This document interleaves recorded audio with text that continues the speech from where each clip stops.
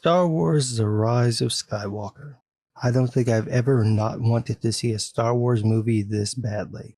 Even when Episode 2 left that bad taste in my mouth, and I expected Episode 3 to be a complete mess, I still wanted to see the movie. But none of the Disney films have ever really brought it out of me. I went to see The Force Awakens kinda just to see it. When it came out on Blu-ray, I bought it kinda just to buy it. I liked the movie, but unlike so many people, I wasn't caught up in the nostalgia, so I saw the flaws, and I knew it would take a lot for Disney and J.J. Abrams to fix them. Then fuck you Rian Johnson made The Last Jedi, and that was it. From the script to the direction to the edits, the movie is a mess. But what really did me in was what Mr. Bubblehead did with the characters. He took virtually everything JJ set up and knocked it down or spat on it, or as he says, subverted expectations. Then he turned his sights on the original cast and... So this third film was kind of doomed from the start. You had all the crap JJ did in The Force Awakens that he thought was cool but wasn't, all the dangling plot lines he left, the metric clusterfuck of subverted expectations, fuck you Rian Johnson shat all over the franchise, all the things JJ planned to do that he now has to cram in, all the changes that have to be made because of Mr. Bubblehead, all while Papa Disney keeps sticking his hands in JJ's pants. There was no way this movie was gonna be good, and it wasn't.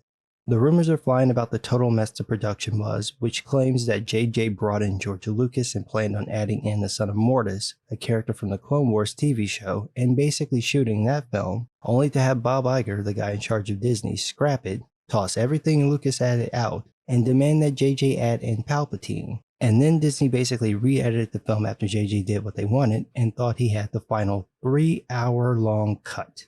So basically, there's supposed to be two versions of this movie. The 3-hour-long J.J. Lucas cut that I'm sure is perfectly fine, and what went to theaters, which by the way, supposedly had the ending getting changed repeatedly down to the last moment before the studio had to send the film out for distribution. According to the rumors, J.J. didn't even know there was a different cut until he saw it at the premiere. How bad is this movie? Well, it's better than The Last Jedi. It's better than Attack of the Clones. It looks better than The Phantom Menace, but it doesn't even come close to The Force Awakens. The plus side, the film looks immaculate. The VFX are the best of any Star Wars film. They are very solid. The soundtrack was good, mostly because of all the callbacks to the original trilogy. The actors were good. Some were great. You know who you are, Adam Driver. You will believe a man can be redeemed after watching his scenes. I mean, seriously, do you realize you're in Star Wars? You don't have to be this good. But everything else? Wow. I've never seen someone simultaneously fix a fuck up and make it worse in the same scene, and definitely not this many times in a row. I've never seen this many scenes edited out of context. Take what Warner Brothers did to Batman vs. Superman and Justice League and turn it up to 11. There are whole plot lines that hinge on things never shown in the film, that aren't even mentioned until 2/3 into the movie, and then have characters react to those things like they matter even though the audience is just seeing them for the first time. I mean, someone had to sit down and watch this edit. Someone saw this and said, oh no, it doesn't make any sense. Print it and send it out. But that's not the worst part. The worst part are how many dangling plot lines are left, like major story beats, such as why the First Order even exists, who are the Knights of Ren, why did Ben Solo become Kylo Ren, and then, for reasons unimaginable, J.J. Abrams and Chris Terrio created all new ones that totally reshaped the Star Wars lore and important moments of the previous 6 films. And we're going to get into those because I'm just going to go through the whole film because it is just unreal that anyone saw this version of the story, the plot, the edit, and thought, yeah, let's go with that. So it starts with the logos, and as I'm watching it, I'm thinking, you know, since you guys went through all the trouble of buying Fox, the least you could do is put the Fox opening back in the film. I mean, you're trying to convince us this is a real Star Wars movie. It would help. Anyway, the crawl begins with this. The dead speak. The galaxy has heard a mysterious broadcast, a threat of revenge in the sinister voice of the late Emperor Palpatine. Wait, so that's how you're going to open the film? You're going to tell us about this broadcast. We can't hear it. This is the most important event that has happened in the galaxy since the Emperor's death, and it's told to us in the opening crawl. Jesus Christ. This is like it being 1979. We're 4 years out of Vietnam, neck deep in the Cold War, and suddenly there's a radio broadcast in this old Austrian voice bragging about how he didn't kill himself in his bunker and still intends on wiping out all the Jews. You don't think we want to see how people would react to that? Think about it. It's been 34 years since Uncle Bad Touch died. Everybody's moved on. Suddenly there's a broadcast in his voice. How do people react to this? How does Leia react to this? All these people who survived the Empire must just be losing their minds. How does the First Order react to this? Clearly they're the Empire in all but name, so do they immediately pledge allegiance to Palpatine? Imagine the turmoil this creates, and how people will be trying to prove whether this is true or false. People pretending to be Uncle Bad Touch to get leverage, and all the adventures that ensue while trying to figure out if it's true. Wait, that actually sounds like a good plot for a movie. That's your movie. That's your whole movie, but you put it in the opening crawl? And that just sets the tone for the rest of the film. You could have done this, but you went with the laziest thing humanly imaginable. We find out Leia sent out agents to see if Uncle Bad Touch's broadcast was real, and why would we want to see that happen? No, we couldn't possibly be interested in what Leia actually does, just tell us in fucking writing. Mary Sue is training to fight the First Order. Training? Why? She's beaten Emo Ren every time they fought with zero training. She's all powerful. All she's gonna have to do is just confront Uncle Bad Touch, somehow get a second lightsaber and cross the sabers, and she'll probably win. Then we find out that Emo Ren is searching for Uncle Bad Touch, who is the only threat to his power. Except for Mary Sue. I mean, she did beat you. Multiple times. With no training. I'd be more worried about her than him. We cut to the usual starfield, which pans down to a shot of Mustafar, the place where Vader proved white men can't jump. Emo Ren decimates the people who are there, who are curiously in a living forest on a planet made of hot magma. Then he senses something and finds a box, apparently just sitting in the open, where he finds the thing that people need to use to get through the thing to get to the place to find Uncle Bad Touch, or as they say in the film, the Sith Wayfinder, a device that guides people through the unknown regions to the planet Exegol where Palpatine is hiding. But I said it the other way so you realize how stupid it sounds. Where to begin? First of all, how did Emo Ren know this was here? The opening crawl doesn't tell us, and later on we're going to find out there's another copy of the thing that was also hidden but can only be found with this other thing that has to be translated so you can find the place to find the thing to get through the thing to get to the place to find Uncle Bad Touch, or as they say in the film, the Sith Dagger with the Sith inscription leading to the fallen Death Star where the Imperial Bolt holds the second Sith Wayfinder. Remember, someone wrote this in a treatment, then a script, filmed it, edited it, and played it back and went, yeah, that's good. So, does Emo Ren have a knife pointing him to Mustafar? Why was it on Mustafar? I know that's where Vader's fortress was located, so does that mean Vader had the Wayfinder? How would Kylo Ren discover this? Did it consult Grampy's mask? Since Exegol is supposed to be the Sith planet that's been hidden away since forever, why would Vader leave the Wayfinder out in the middle of a forest on a lava planet? I'm just asking questions, because apparently no one else did. So then Emo plugs this into his ship to guide him. How does he know how to do this? How does this work? He plugged it in and flies through the briar patch from Star Trek Insurrection and finds the Temple of Mum-Ra. He lands and pops his saber. He goes under the floating block and rides a disc down further into the ground.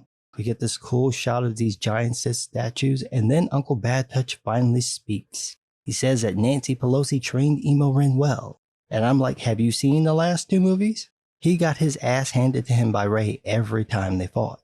After he killed Snoke and they were fighting on the Material Girl set, Kylo is barely holding his own while Rey is beating everyone down, well, at least when she's able to reach her mark.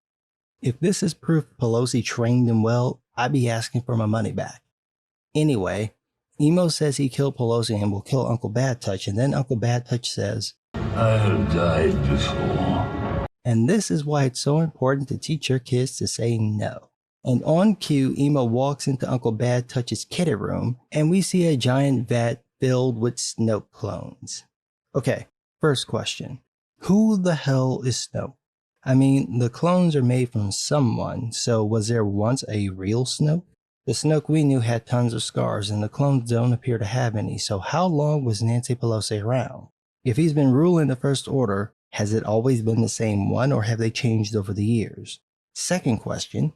Since Palpatine made Snoke, does that mean the clones have a mind of their own or that Palpatine is controlling them directly? The way he says it implies that it's the latter, that he's literally been posing as Snoke this whole time. If that's the case, third question, why didn't Luke notice this? Eventually he cut himself off from the Force, but before that, when he was still training Ben and his other Jedi students, Snoke was still around.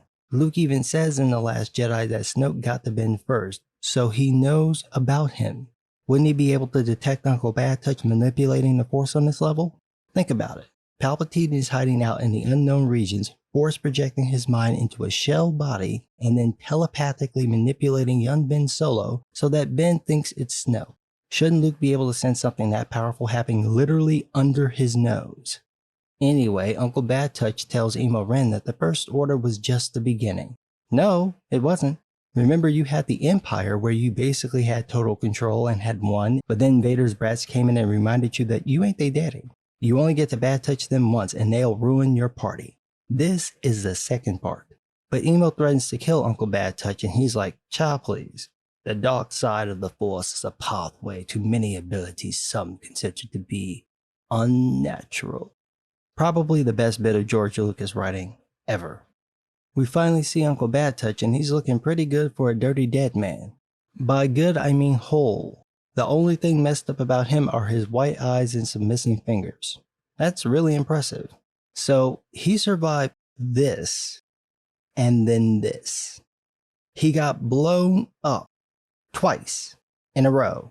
There's no other ship coming out of this explosion. So his whole body was destroyed and he somehow managed to pull his whole body back together and survive in space. Fuck off, Rian Johnson. But when he got to his eyes and fingers, he went, fuck it. This makes no sense. 0 sense. We saw him blow up twice. Big old explosion, followed by even bigger explosion. Do you think our brains don't work? I don't care how many crazy powers the dark side gives you. I don't care if it lets you make a baby without touching the lady parts. You can't survive this and then this. You can't. You can't. He falls down the hole and blows up. We even see the evil Force powers flickering up when Luke helps Vader. Fine though. Let's say he did survive this. How'd they get his body? Where does this thing let out? I mean, it looks like it goes down to an engine core, which would make it stupid to just have it open in the first place, but let's say it doesn't. The second Death Star is like several hundred miles in diameter. So he fell at least half that, and someone found his body, or what was left of it. Now, as this is happening, Luke is getting Vader into a ship while Lando and Wedge blow up the core. Luke is barely able to escape in time, and since the explosion is immediate, no one on the Death Star has time to get to an escape pod. So, somehow this person gets Palpatine's body, carries him to a hangar, gets on a ship, and off the station just before it explodes. Have you all got amnesia? They just cheated us! This isn't fair! He didn't get out of the cock-a-doodie car! Or something like that. This is how badly Rian Johnson fucked them. They already had a villain. They had all this stuff being set up and hinted at in the Knights of Ren and Snoke, and this concept that maybe there's another type of dark side order outside of the Sith, or maybe Snoke was trying something different, and Riri came in and subverted expectations. So now they're reduced to trying to bring back the guy we saw get blown up twice. And they make no attempt to explain how he survived this and then this. Because how could you? No one could.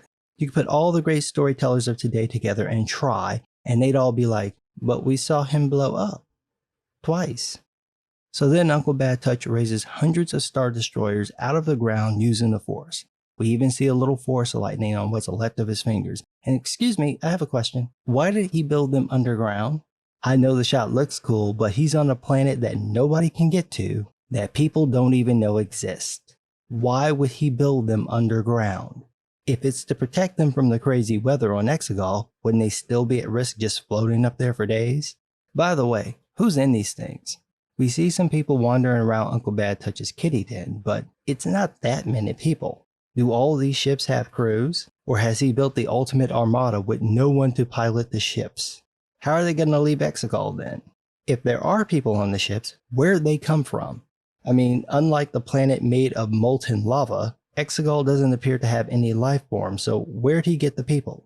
It's a really good question because later on we're going to find out it's really hard to get to Exegol. Like there are copies of the thing you need to get through the thing to get to this place. So if you brought these people here, when did that happen?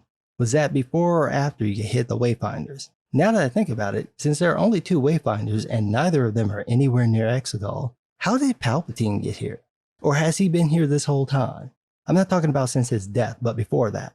Was the Palpatine we saw get killed a clone like Snoke? Just something being manipulated from the safety of Exegol? If that's the case, how come none of the Jedi noticed this? He's literally force projecting his mind into a body standing directly next to Yoda and he doesn't notice? This is how powerful Palpatine is supposed to be. Then how the fuck did he lose? Vader picking him up and tossing him into a shaft shouldn't do shit. I'm just asking questions, because apparently no one else did.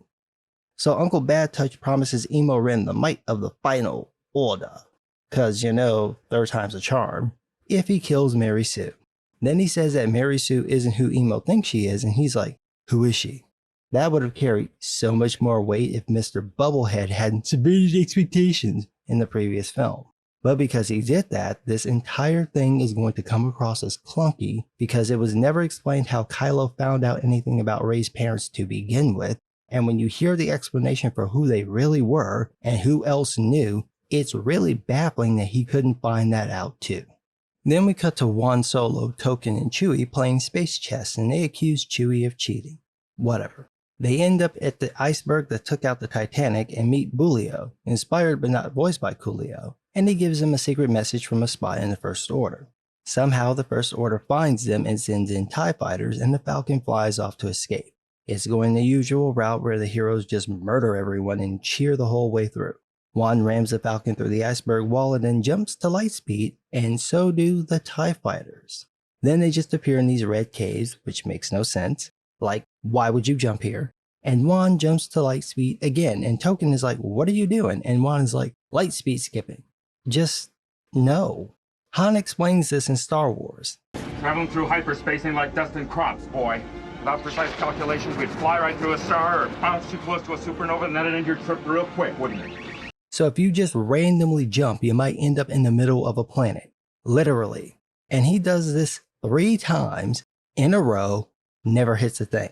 I know this is supposed to make him look cool and capable, but this is just silly.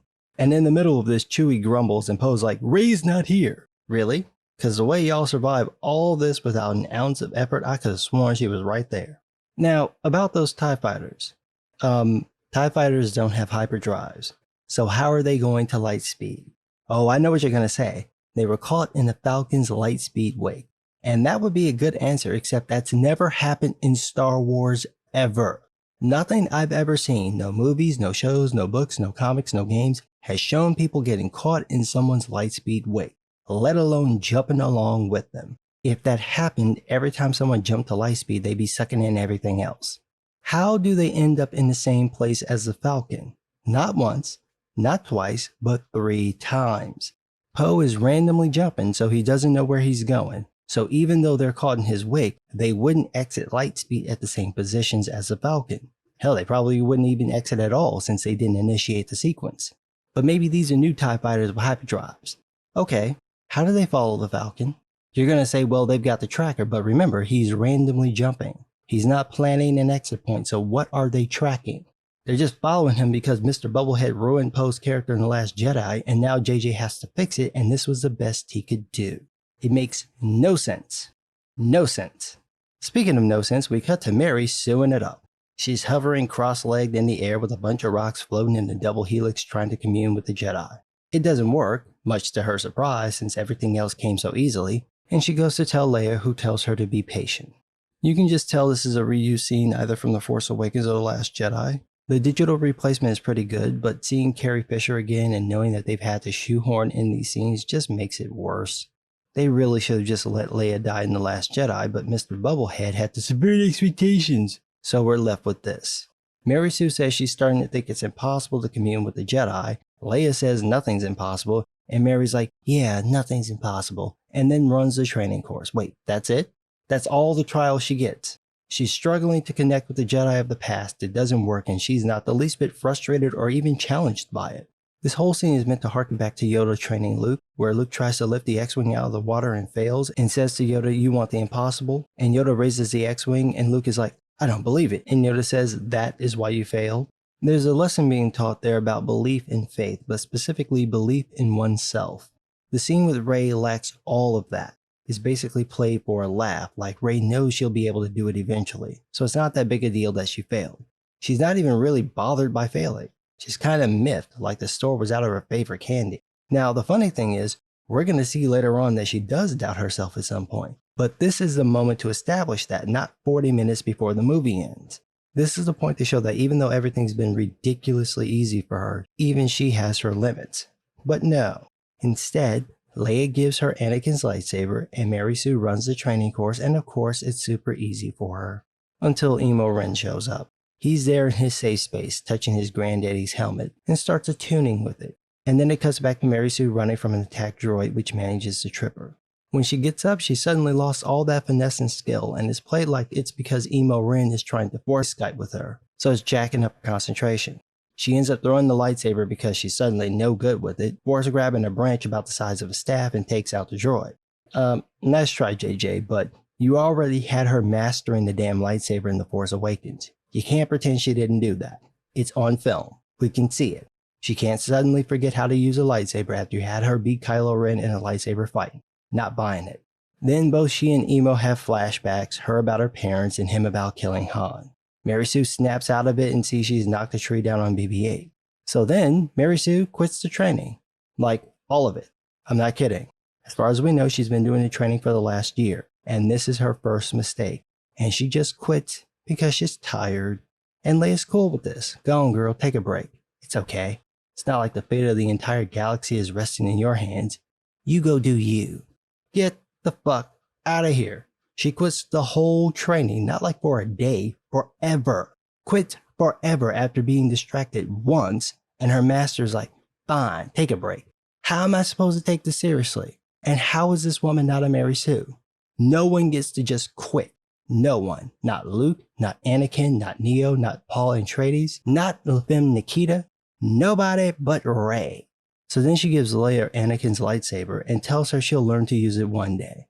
Yeah, one day, 4 years ago when you bested Kylo Ren in a lightsaber fight. Cut the bullshit. You see her looking through the Jedi text and she stops on a picture of the thing. Then someone tells her the Falcon's back and we get 2 minutes. 2 whole minutes of Juan Solo and Mary Sue bickering about the Falcon being on fire and BB-8 being damaged. Literally, what did you do to the droid? What'd you do to the ship? Tell me what you did to the droid. Tell me what you did to the ship. You tell me. No, you tell me. No, you first. No, you. No, you. No, you. For 2 minutes. Jesus, I'm in the theater like.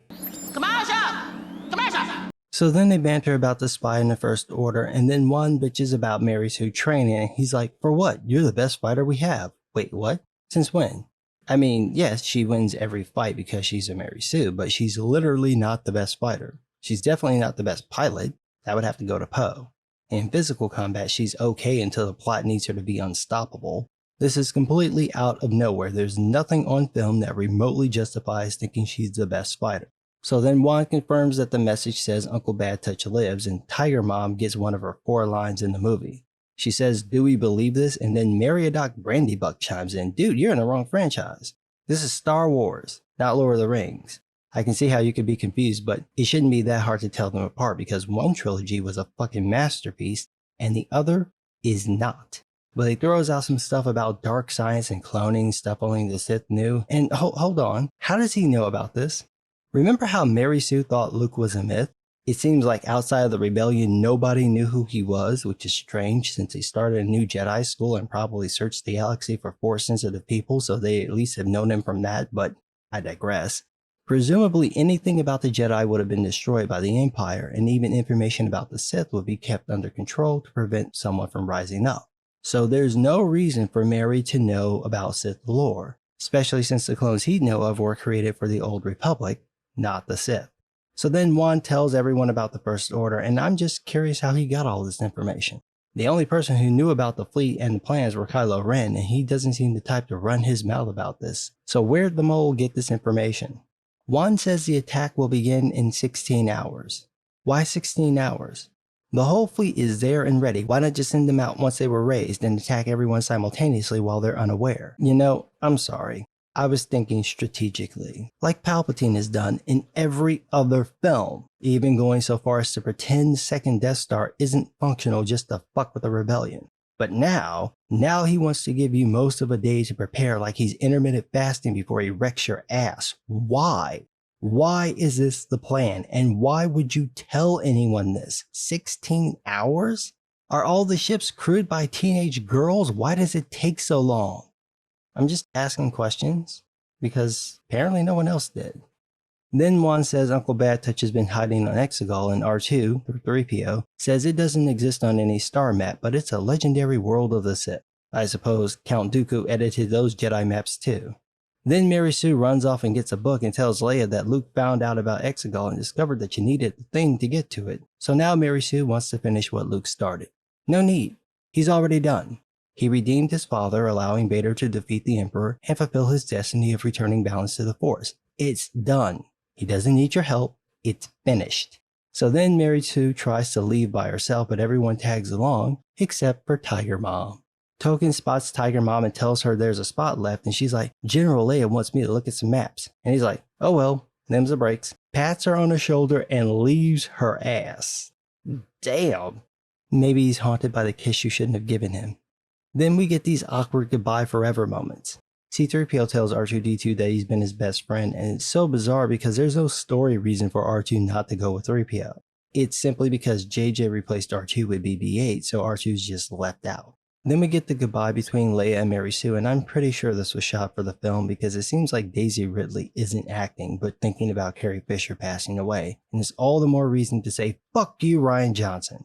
Then we get this really awkward, totally not foreshadowing line from Leia that's clearly a voiceover telling Mary Sue never to be afraid of who you are. Almost like she knows who you are. If this wasn't a bunch of cut together outtakes but a real scene, you'd probably have Rey ask Leia what she meant. But she doesn't. Then Emo Ren has Caesar the Ape fix his helmet, and it just looks silly. Especially in HD on a big screen because you can see where they just painted the lines red. All this technology and you can't just make another helmet. You have guys build whole ships on the fly, but a mask with a vocalizer is just too much to ask on short notice. It doesn't make you look intimidating, it just makes you look sad. Which apparently General Whitebread also thinks because Emo senses this during the meeting where he tells everyone he's teaming up with Uncle Bad Touch. Then one guy asks too many questions about the kitty den, so Emo force chokes him.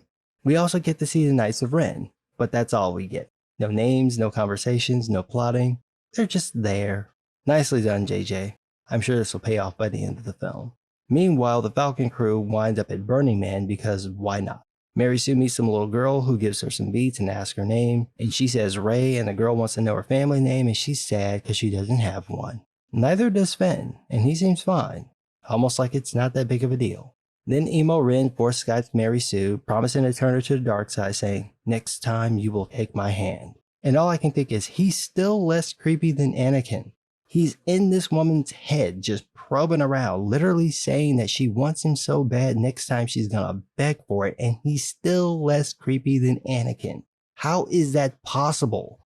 So then Emo Ren snatches the beads off of Mary Sue's neck and has them analyzed, so now he knows where they are, and it takes barely a minute for the First Order to find them. But they're saved by Billy D. Williams. There are still women who would bang this man. It would break his hip if you did that, but just still fuck him. He tells him that he and Luke were searching for this Jedi hunter named Ochi and a clue about the thing. But the trail went cold here on second discount Tatooine. They found his ship out in the desert, well, technically further out in the desert since the whole planet is a desert, but didn't find any clue or Ochi.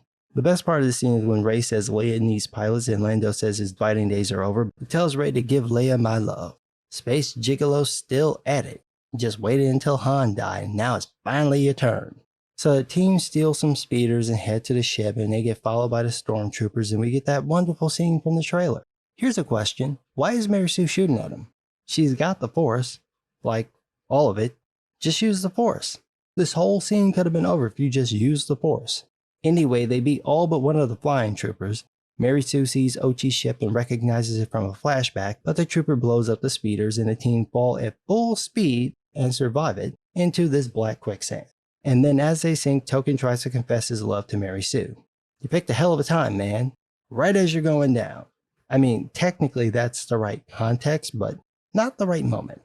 Then we get this weird scene where this guy tells Leia and Tiger Mom that Burning Man was raided and there's been no word about the Falcon or the crew. And Tiger Mom is like, why you gotta say it like that? And dude is like, what are you talking about? She's literally complaining that he's giving them bad news in the serious tone that it deserves. Leia tells him to be more optimistic, so he plays it up and Tiger Mom storms off. I didn't think it was possible to make her more insufferable, but they found a way. Great way to kill attention, JJ. You want your audience to really care that your heroes might be in danger, so in the next scene you have Kim Jong-un's wet nurse browbeat a guy for giving an update with too much gravitas. That'll lighten the mood. Anyway, the Falcon crew falls into a series of tunnels. Now, I'm no geologist or physicist, but I'm pretty sure if there's a hole in the ground beneath the quicksand, there wouldn't be any quicksand because it would fall down the hole. So somehow these human bodies are heavy enough to pass through multiple holes in the ground, but not the infinitely smaller sand, but people can pass through the sand. They search the tunnel and end up finding Ochi's speeder, and there's a symbol on the hood that 3PO says is the mark of a Sith loyalist. A Sith loyalist? Where did this come from? In the original trilogy, nobody takes the Force seriously.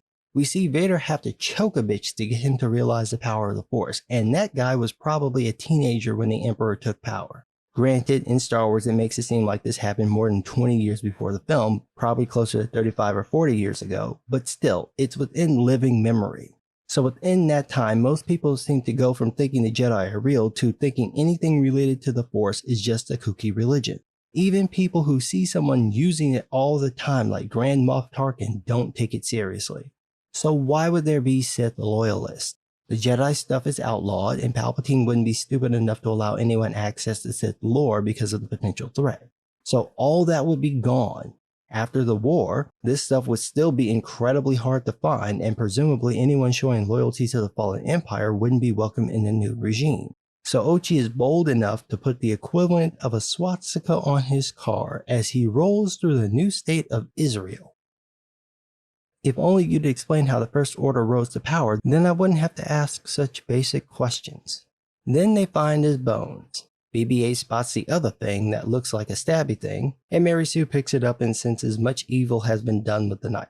So now she's got Force Echo powers. You just gotta have all the Force powers, huh? Now you're stealing powers from the video game characters. You just can't let the Ginger have one thing that's his own, aside from a better script, actual character development, and a genuinely interesting backstory. Mary Sue notices there's writing on the other thing, and 3PO says it's Sith and it reveals the location of the first thing, which he can't tell them because his programming won't allow it. Oh, it's dumber than you think. See, his programming blocks him from verbally translating the message.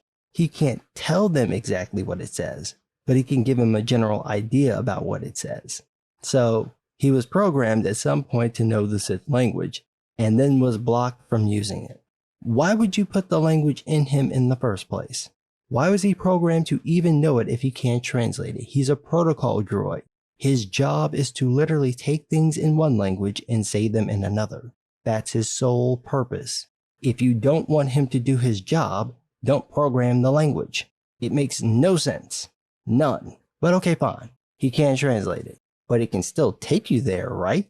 If he plots the course and pilots the ship, he can get you to the location without ever translating the text. He's not telling you anything. He's just doing it on his own, but no one even considers the possibility of letting him fly the Falcon to the right place.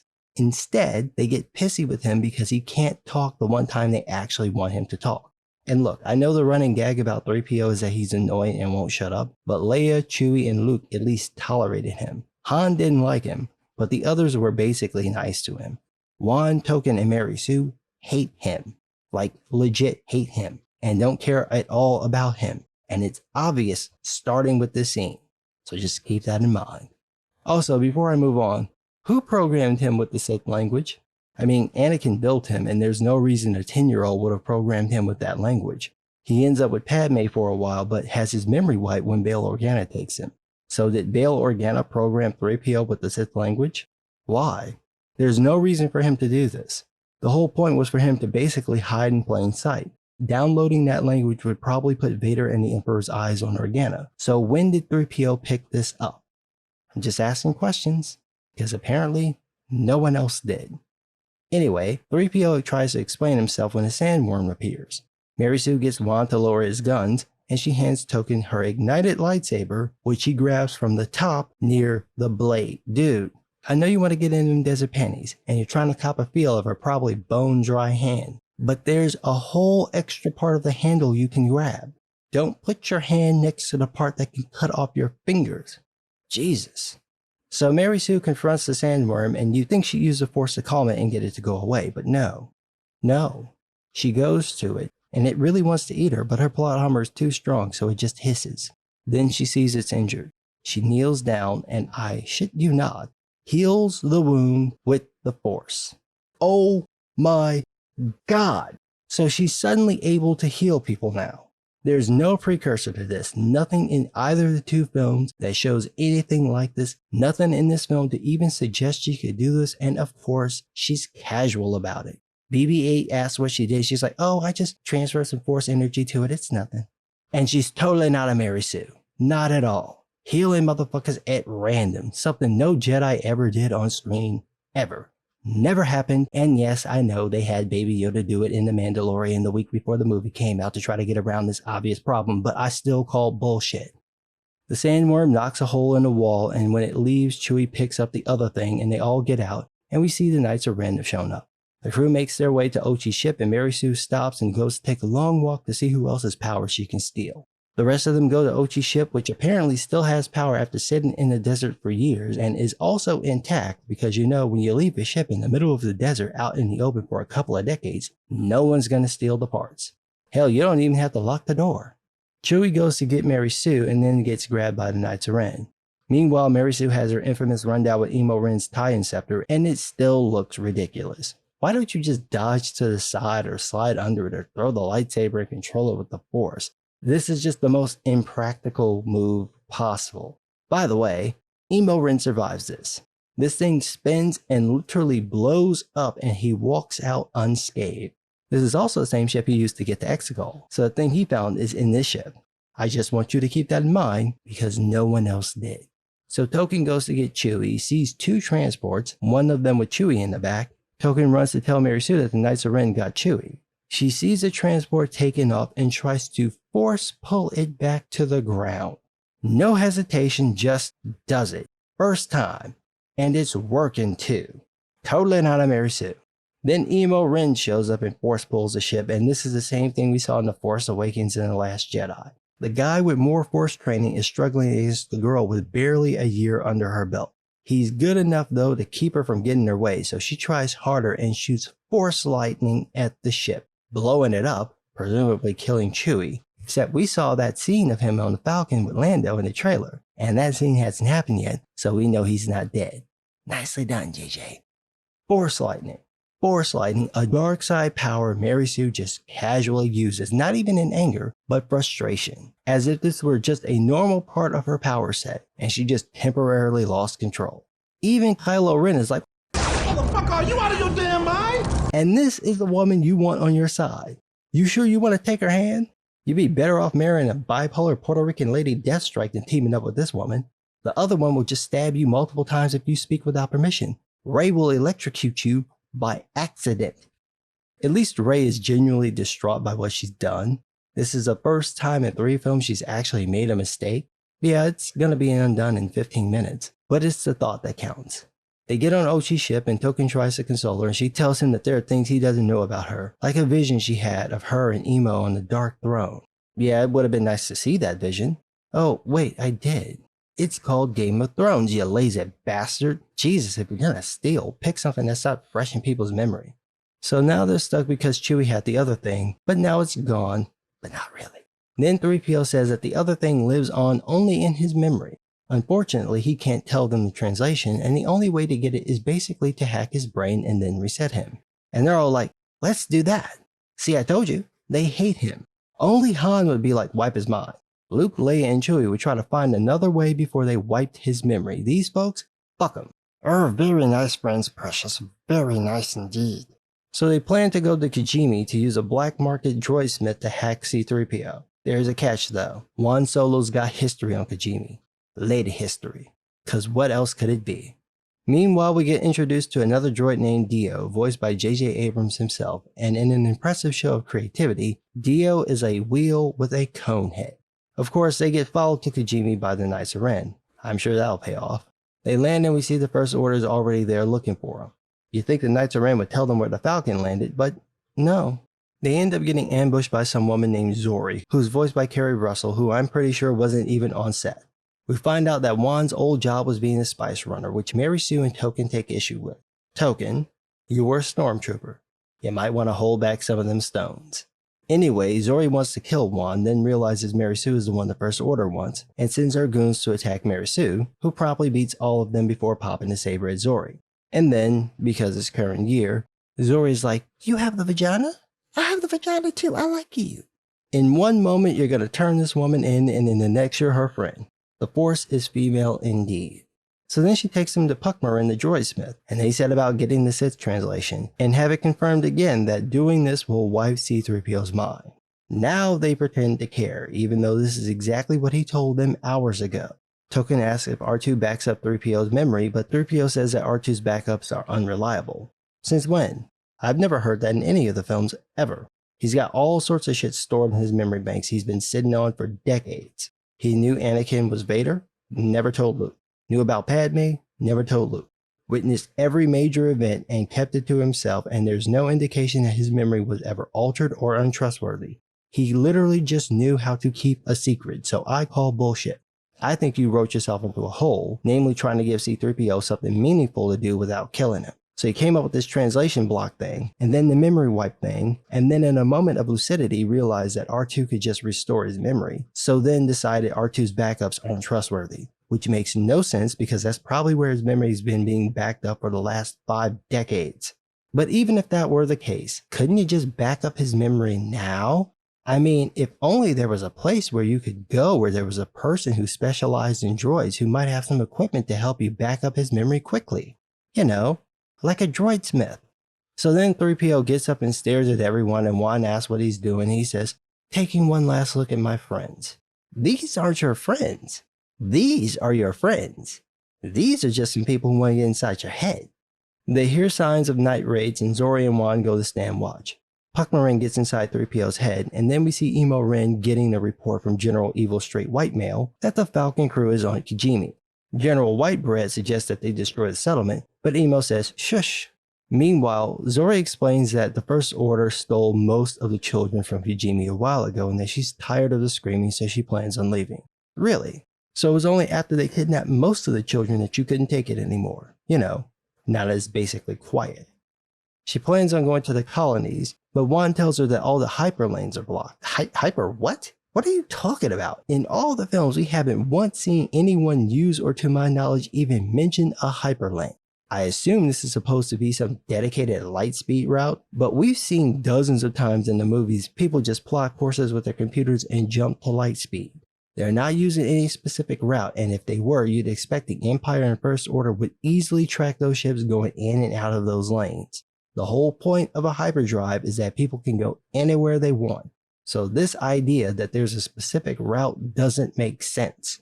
And about these colonies, why would she want to go there if the First Order is blocking the way? Wouldn't that mean the First Order has some, if not all, control over the colonies? Isn't she trying to get away from the First Order? Why would she go to where they've got the place on complete lockdown? And then the way she gets there is this First Order Captain's Medallion, this disc that will apparently get her access through any blockade with landing privileges on any vessel. Yes, because when she shows up in a not First Order ship brandishing this thing, they should totally think it's legit. It's not like someone might steal one of these things and pose as a First Order captain. In Return of the Jedi, the rebels actually had to get an Imperial ship and access codes in order to get on the Endor base. And even then, they weren't sure it would work because of how often the Empire changed their codes. They didn't just show up in the Falcon with some old codes and expect to get in. But the First Order uses a device that can easily be stolen and, judging by Poe's comment about never seeing a real one before, easily faked, making it ridiculously simple for them to be conned. Then Zori opens her visor to prove Carrie Russell was on set for more than 10 minutes and asks Juan to come with her, which he refuses to do because he's loyal to La Resistance. He says they asked for help when all 12 of them were on Not Hoth, but nobody showed up and he thinks people have given up. That's funny because you've got more people now, so obviously everybody hasn't given up. It is a little weird that people were willing to fight the Empire, but not the First Order. You'd think during those 34 years, some of the people who fought in the rebellion would join La Resistance. Hell, it's pretty much the rebellion, which is why Mr. Bubblehead kept using them interchangeably in The Last Jedi. So what makes the First Order so threatening that none would challenge them for almost 3 decades, when the rebellion basically began immediately after the Empire's rise? Do you think after the destruction of Starkiller Base, La Resistance would have greater support? I mean, people watched a bunch of planets get destroyed simultaneously, and then saw the weapon that did it get blown up by La Resistance. Wouldn't that be enough to rally more people to their cause? Instead, it looks like the opposite happened. People retreated even further, and it just makes no sense. It would be like the Allies winning D-Day and then everyone quitting. Anyway, Zori says that she doesn't believe people have given up, and that the First Order wins by making you think you're alone. Which is why you were planning to run off to the colonies by yourself a few minutes ago. So we cut back to Mary Sue fixing Dio's wheel, and then she realizes her parents were once on Ochi's ship. Juan and Zori come back, and Puck Morin gets 3PO to share the Sith's translation message. They have to go get yet another thing that's at the place to get the thing to get through the thing to get to the place to find Uncle Bad Touch, or as they say in the film, go to the Imperial Vault, which is on the moon in the Endor system to find the Wayfinder. That's the same moon where the battle happened in the Return of the Jedi. Why would the Imperial Vault be on this moon? Maybe it's not on the moon. Maybe it's on something that fell on the moon. Why would the Imperial Vault be on that thing when it was incomplete? And if it's landed on the moon, why would the vault survive being blown up, the fall through the moon's atmosphere, the water landing, or the tumultuous seas it's been in for 34 years? So they hear a rumble, Mary Sue goes and checks and sees it's Emo Ren's Star Destroyer. Then she pauses and senses that Chewie is on the ship, and Token is like, how? And she says he must have been on a different transport. And he's like, damn, I forgot about the second one. And now they need to go and save Chewie. First of all, if Rey can sense Chewie's alive, how come she didn't sense him when he died? Presumably this ability works when someone with the Force has a close relationship with another person, so you'd think she'd know whether Chewie died or not when she hit the ship. But she didn't. Second, first of all, how come no one notices the second transport? Finn saw that there were 2 ships. He ran to tell Rey, but this was after he saw the Knights of Ren load Chewie on one of the ships. So when we see the ship rising into the air, it must have taken off before Finn ran to get Rey because he didn't have to travel that far. That means that if the second transport is taken off, they should see it, what with the clear skies and monotonous background. But let's say they didn't. Well, they've got a ship with scanners. They can detect approaching ships miles away, but not the one idling around the corner. There is literally no way they could have missed the second transport. And with how powerful Rey is, there's no way she shouldn't have been able to sense Chewie's presence. So they go to rescue Chewie, and 3PO comes back online, and haha, he doesn't remember anyone and introduces himself. As they're leaving, Zori gives Juan the captain's medallion because what? 5 minutes ago, this woman was ready to leave by herself and then wanted Poe to abandon La Resistance. But now she's giving him the medallion to help Chewie? Juan asks her to come with them, and she's like, nah. He asks to kiss her, and she turns him down because that wasn't in Carrie Russell's contract. So they fly off and put the medallion in because of course there's a slot for it, and land right in the Star Destroyer hangar with no questions asked. Nobody asked for their identification, why they're in the ship, whether Kylo sent them, nothing. And then two stormtroopers come to check the ship. 2. This is Supreme Leader's ship. You have just had a clearly not First Order ship land in the hangar that looks suspiciously like the ones the Knights of Ren have been tracking, and you send 2 stormtroopers. Nobody knows about the ship then. Nobody's reported it leaving Kijimi, nobody's reported it leaving Second Discount Tatooine, nothing. So then the Falcon crew shoots and kills the 2 immediately, and then the 2, just 2 more idiots standing all the way against the wall, they kill them too. And that's it. No one else shows up. No alarms go off. Apparently no one's watching the hangar. You can just land the ship, and then once you've docked, then they'll ask you questions about your credentials, so you can promptly shoot them in the face. They run past a group of stormtroopers just marching along, as you do, but then get stopped by 2 more. What the fuck is up with these 2 pairs? Why are there only 2 troopers who are ever a problem for these people? What is with this? So they get stopped by 2 more troopers, so Mary Sue can just use Jedi mind tricks to get them to tell her where Chewie is. Hey, that's a neat trick. Might have been useful to use it on the 2 schmucks in the hangar instead of shooting them in the face. So then the Falcon crew gets self-conscious and shoots out the cameras as if it matters. You're just waltzing through this lead Star Destroyer and really haven't faced the threat. Why bother with the cameras now? Then Mary Sue senses something and goes off to get the other thing while Juan and Token rescue Chewie. Then General Evil Straight White Man finally shows up to the hangar with some troops and asks a very important question. Whose ship is this? Yeah, it probably would have been a good idea to get their credentials and check them before you let them land. The Falcon crew makes a run for it and kills every trooper they come across. And I actually have to give JJ credit here because half the troopers are women. You can't tell from the suits, but the voices are clearly female, and our boys ain't hesitating one bit. How progressive.